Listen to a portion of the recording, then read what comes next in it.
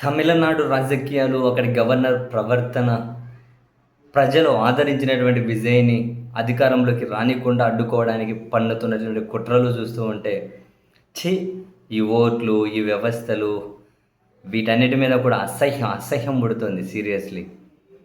తమిళనాడు ప్రజలందరూ కూడా రోడ్ల మీదకెక్కి, ప్రముఖులు కూడా రోడ్ల మీదకి ఎక్కి వాళ్ళ నిరసన వ్యక్తం చేయడానికి అంతా సిద్ధమవుతూ ఉన్నట్లే ఉంది. చివరికి గవర్నర్ కార్యాలయాన్ని కూడా ముట్టడించే ప్రయత్నం చేశారు. పెద్ద ఎత్తున పోలీసులు వాళ్ళని అడ్డుకున్నారు. ఎక్కడికక్కడ అల్లర్లు చెలరేగుతూ ఉన్నాయి. సినిమా ప్రముఖులు కూడా విశాల్ కూడా మరో ట్వీట్ పెట్టారు. విజయ్‌ని కాకుండా ఎవరిని అధికారానికి ఆహ్వానించిన తమిళనాడు ప్రజలను అవమానించినట్లే. డీఎంకే, అన్నా డీఎంకే కలిశారు అంటే అంతకు మించిన దారుణం ఇంకొకటి ఉండదు అని చెబుతూ, ఇప్పుడు 2 పార్టీలు కలిసి ఈ వైపు నుంచి కాకుండా ఆ వైపు నుంచి కాకుండా మధ్యలో రజనీకాంత్‌ను ముఖ్యమంత్రి పీఠం మీద కూర్చోపెట్టాలి అని చెప్పి చేస్తున్న ఆలోచన, దీనికి గవర్నర్ మద్దతు.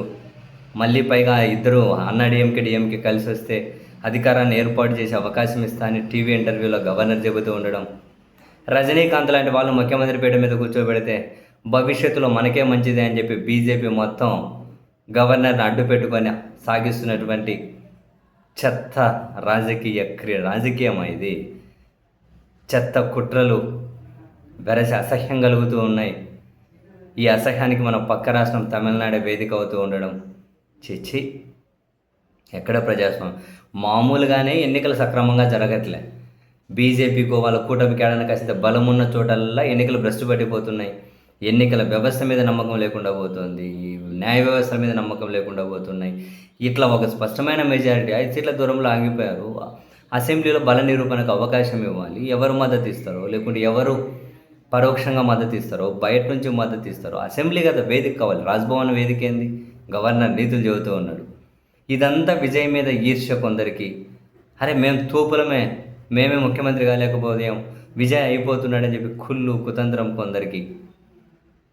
ధైర్యంగా ఎన్నికల్లో పోటీ చేయలేకుండా అడ్డదారుల సీటు మీద కూర్చుందామని ఆలోచించే కొందరు గుంటనక్కలు కూడా బహుశా ఈ కుట్రలో చేతులు కలుపుతూ ఉన్నట్లున్నారు. ఎంత దారుణం! మొత్తం మీద తమిళనాడు రాజకీయాలు ఇస్ వెరీ బిగ్ డే. ఏం జరుగుతుంది?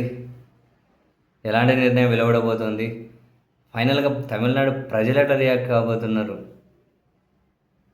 ఛీ! ఏందిరా ఇది రాజకీయం?